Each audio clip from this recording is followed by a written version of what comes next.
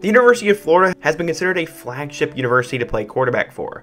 A player some of you guys may know, Tim Tebow, helped bring the program to new heights with 2 national championships and a Heisman Trophy along the way. Tebow himself was a 5-star recruit. However, what if I told you that the best quarterback to come through Florida since Tebow was nearly unranked? I'm here to bring you the crazy underdog story of Florida quarterback Kyle Trask. We're going to talk about his Gator career and his NFL future, and for some reason, it seems that a lot of teams don't want him, but maybe the Patriots are going to take this dude. But first, before we get into it, be sure to subscribe if you love football content, like the video if you want to support what I'm doing here on YouTube, suggest another topic I could do next, and be sure to turn on post notifications so you never miss when I upload. Now let's get into it. Going back in time, Kyle Trask was born on March 6, 1998. He grew up around the area of Manville, Texas, which is one of the most elite regions for high school football in the entire country. High schools such as Manville, Hightower, Ridge Point, Marshall, Shadow Creek, and Angelton consistently send players to the next level, and some even send guys to the pros. Trask came up in Manville's farm system and seemed next in line to take over the esteemed quarterback position for the Manville Mavericks. However, after Trask's freshman year, a quarterback by the name of D'Eriq King transferred to Manville from Westbury Christian High School, and everyone knows this guy too. King had a comparable arm, plus more athleticism, which made him a dual-threat guy, as opposed to Trask's more pro style of play. The speed of play in Texas' 6A drastically favors a play style of a dual-threat quarterback, and head coach Kirk Martin made the difficult decision to sit Trask in favor of King. King was discouraged, but did not quit. He continued to work tirelessly in order to become the best quarterback he could possibly be. Coach Martin noticed these efforts and rewarded Trask with meaningful playing time in important games, and Trask's notoriety grew. Other high school programs began to get in his ear. When Coach Martin became aware of rumors that Trask could possibly transfer, he called Kyle into his box. Kyle had this to say regarding the situation. Quote, "I was born and raised in Manville, Texas. As long as you're going to let me compete for the starting job, I'm not going anywhere. If D'Eriq King is better than me, he's going to have to prove it." I love this quote, and I think it's a great testament to Trask's work ethic and how he become in the future. In Trask's final 2 seasons behind King, he had 16 touchdowns and no interceptions. He was careful with the ball and did exactly what was asked of him, delivering strikes to one of the team's many weapons. His senior class at Manville had 11 kids signed Division I scholarships, so colleges were frequently around campus. Trask would work tirelessly to impress these coaches, and his only offers prior to his senior year were McNeese State, Houston Baptist, and Lamar. Not to knock these schools, but Trask should be playing in a league above this level of play. After Florida's defensive coordinator visited Manville, he passed word of Trask to their offensive coordinator Doug Nussmeier. Nussmeier gave Coach Martin a call, and the rest is history from there. Florida invited Trask to multiple camps to showcase his ability to the staff, and he not only performed, he excelled. Florida head coach Jim McElwain officially offered Trask on July 25, 2015, and within 2 days, he had committed to the Gators. After his commitment, multiple Power 5 programs tried to slide in and offer Trask. He had this to say regarding the new offers.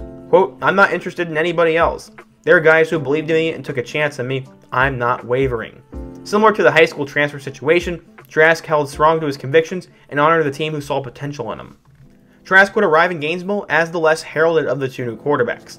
The other guy was Felipe Franks, who was a 4-star recruit who had flipped from LSU to the Gators.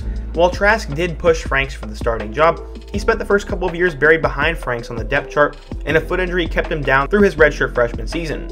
He had some flashes of playing time the following year, however his foot would catch him again, and Trask's season would end due to a broken foot in practice. No stranger to adversity, stayed strong throughout the entire process, and came back a stronger and more effective passer. He had hit bumps in the road before, and would let nothing stop him from showcasing his talents on the gridiron. When asked about the latest setback, he had this to say, quote, "I just trusted my gut the whole process. I'm 100% a Florida Gator." The next season, things finally fell Trask's way, and unfortunately it would come at another player's expense.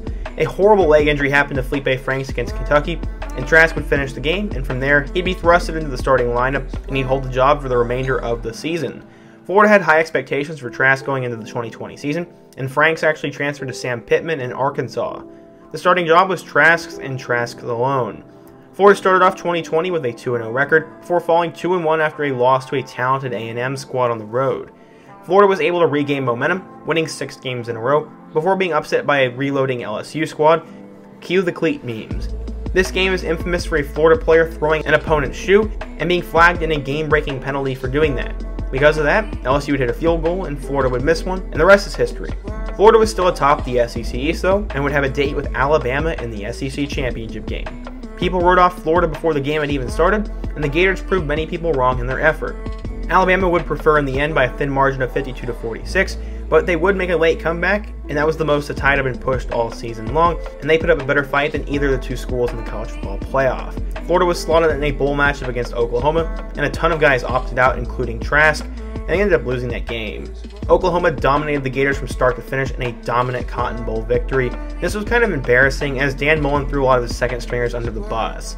Trask would enter his Florida career with a single-season touchdown record of 43 touchdowns in 1 year. Going into the NFL, Trask is a very intriguing prospect. As we all know, the quarterback position is loaded with 5 guys who are projected to potentially go in the top 10 to 15, and some people are now saying that Trask could potentially slide up to the first round because the Patriots are apparently eyeing him.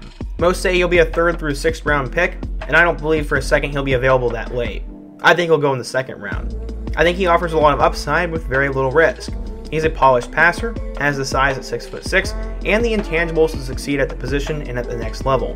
The fact the guy was a backup, the fact he was under-recruited, and the fact he stuck the course at Florida kind of reminds me of Mac Jones, as these guys just waited patiently for their turn to come, worked hard, and have the right mental attitude. Scouts are extremely high in his pocket presence, and he really spins a nice zip on all of his passes. He throws with velocity and purpose, and has experience making multiple reads while evaluating what the defense is showing him.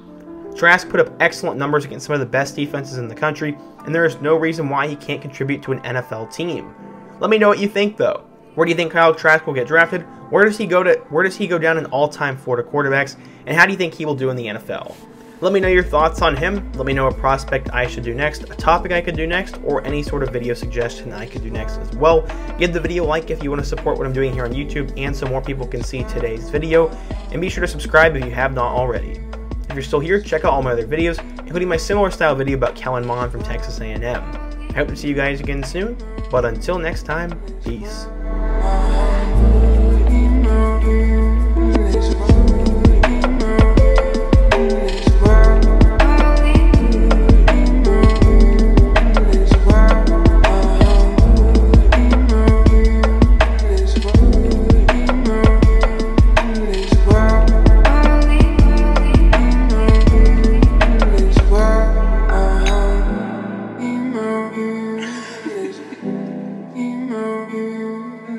World.